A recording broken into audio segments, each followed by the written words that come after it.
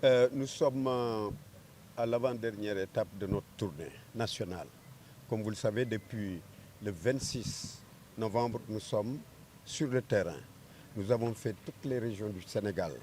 de la Casamance à Kédougou, en passant par le centre. On a fait toutes les régions. Hier, avant-hier, on était en Matam, hier à Saint-Louis. Aujourd'hui, nous sommes à Thiès. Nous sommes à Thiès et nous sommes très à l'aise à Thiès. Parce qu'à Thiès, les combats que nous avons eu à mener ici nous confortent, en tout cas dans notre démarche et dans notre vision, mais nous confortent surtout dans ces élections. Thiès, qui parle de Thiès, parle de rail. La synthèse force du changement est la seule organisation syndicale à porter le combat de la survie des rails, à porter le combat de la rénovation des rails, à porter le combat pour que l'État prenne en charge les chemins de fer, modernise les chemins de fer, parce que nous sommes convaincus qu'un pays ne peut se développer sans un réseau ferroviaire performant, sans un réseau routier performant. C'est le sens de notre combat. Mais c'est le sens de notre combat aussi pour les chemins de fer, c'est le symbole que les chemins de fer représentent dans le mouvement syndical africain, au niveau du mouvement syndical africain.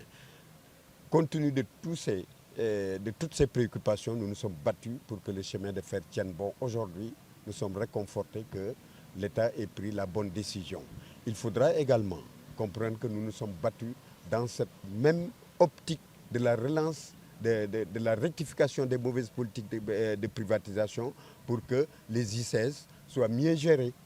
par la privatisation, pour que les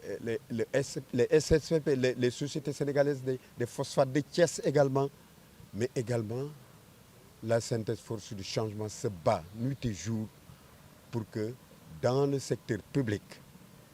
les enseignants décisionnaires qui se trouvent dans des situations extrêmement difficiles, ce combat va être porté et gagné. Parce que tous les combats que nous portons avec détermination, nous les gagnons. Aujourd'hui, il s'agit de confirmer le leadership de fait que la synthèse force du changement exerce en lui octroyant le leadership numérique à travers ces élections. C'est de cela que nous attendons et nous continuerons à être aux côtés des travailleurs pour les combats futurs. Parce que les combats futurs, dans les combats futurs, il y a également de grands défis. De faire, et c'était le lieu pour les cheminots de rappeler que la synthèse force du changement n'est pas la seule centrale présente au chemin de fer, mais c'est la seule centrale qui, depuis plus de 5 ans, est tout le temps sur le terrain, au niveau du chemin de fer, avec les cheminots, pour rectifier la privatisation d'une part, mais également pour demander à l'État d'assurer une certaine transition sans rompre les salaires. Nous nous sommes également battus pour le lourd passif social des cheminots qui étaient à la retraite. Toutes ces questions ont été réglées et les cheminots le savent. Aujourd'hui, véritablement, nous sommes à l'aise, à Thiès, de faire face à l'ensemble des travailleurs, de tous les travailleurs, et demander leur voix pour faire de la synthèse force du changement le leader du mouvement syndical sénégalais. Les enseignants nous sommes rassurés pour cela, parce qu'aujourd'hui, nous sommes bien implantés au niveau de l'éducation. Nous avons le SADEF avec nous, la synthèse avec nous, nous avons les enseignants, les professeurs d'éducation physique et sportive, nous avons les corps de contrôle, les sciences, les inspecteurs sont également avec nous, mais d'autres organisations syndicales. La santé, et pour la santé également, il y a un combat à mener et nous les mènerons. Le combat, c'est de faire en sorte que les travailleurs du secteur de la santé qui sont dans des situations précaires, parce que comme vous le savez, il y a beaucoup de contractuels au niveau des structures de santé qui ne sont pas régulièrement rémunérés, et ce combat également, nous le portons avec notre camarade Cheikh Seck et nous pensons que c'est un combat qui doit aboutir. Merci. waaw tey ñu ngi Thiès suñu ñëwu Thiès nag bu ñu ñëwee Thiès dinañu siggi ndax taxawaay bi ñu taxawu chemin de fer lu ëpp fukki at synthèse force du changement mi ngi taxaw pour que chemin de fer ñu bañ ko rayer sur la carte. Pourquoi? Parce que lu ñu gëm la. D'abord jàpp nañ ne réew mënul développer wu sans mu am réseau ferroviaire bu performant, sans mu am réseau routier bu performant. Loolu moom mënul nekk. te comme ñun développement réew mi la ñu gëm moo taxoon ñu taxaw takk suñu ndigg benn ñaareel ba chemin de fer li mu représenté ci mouvement syndical africain war na tax ñu taxaw ci seen wet pour que chemin de fer nekk ci situation bu nga xam ne dafay siggil réew mi lay wax sax loolu mooy combat boobu ñun ñoo ko porté te pourtant synthèse force du changement du woon moom kenn moo nekk chemin de fer centrale syndicale yëpp ñu ngi yi am doole yëpp ñu ngi chemin de fer mais amul benn secrétaire général central bu ñu mës a gis mu taxaw chemin de fer waxuma ko ñoom ñoo ko wax lu mat juróomi at ci ginnaaw amul at muñ fi dul ñëw ñett wala ñeenti yoon pour nguur gi dégg suñu baat pour que ñu reprendre chemin de fer ci Jaber mais également pour que état bi engagé wu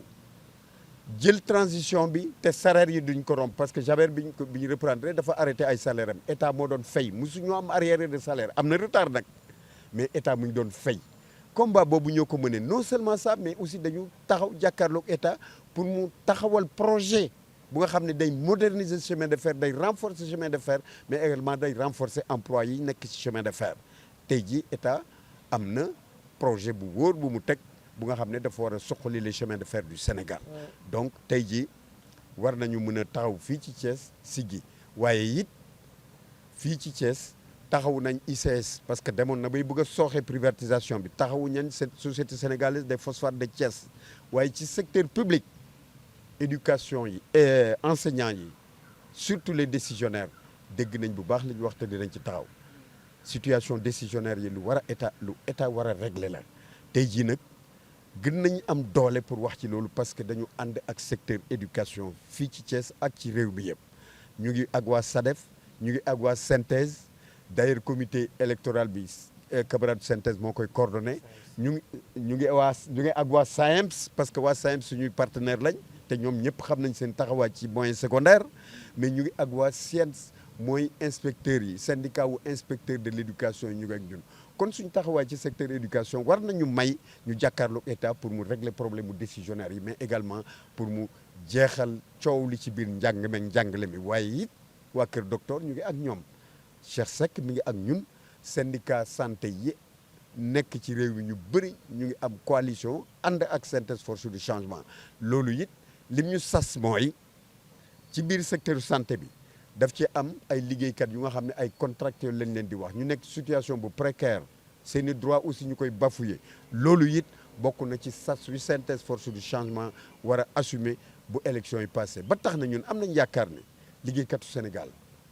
mënuñu bañ a ñàkk jiital synthèse force du changement comme leader mouvement syndical bu Sénégal leader mouvement syndical de fait ñu ngi koy parce que liggéeykat fu bëtam xonqe seetuñu ci xej ak seet seetuñu ci ku bokk ci ñun ak ci bokkul ci ñun fu bëtul liggéeykat xonqe ñu ngi ci wetam. kon looy wax travailleurs ñu dem voté ji utile voté ji synthèse force du changement pour que revendication liggéeykatu Sénégal ñu mun ko saytu ni mu waree mais également pour que ñu mun a jouer rôle bi Sénégal mérité ci bitim réew ci wàllu mouvement syndical te ba tey ji joué guñu rôle boobu correctement. bu ma neex la xel dal na ci élection yi parce que ñun dañoo am sax mbetteelu mbégte parce que dañoo seetlu ne ay liggéeykat ay syndicat fu nekk la ñuy jóge di woote ne ñoom synthèse force du changement la te loolu umpul kenn parce que ñoom li tax ñu jàpp loolu mooy dañoo gis ne ñun liggéeykat bu bëtam xonq ñu ngi ci wetam seetuñu ci xejj ak seetuñu ku bokk ci ñun wala ku bokkul ci ñun suñ taxawaay ci mouvement syndical mooy taxawu liggéeykat yi te loolu dafa mel ni nag ci tournée bi ak ci réaction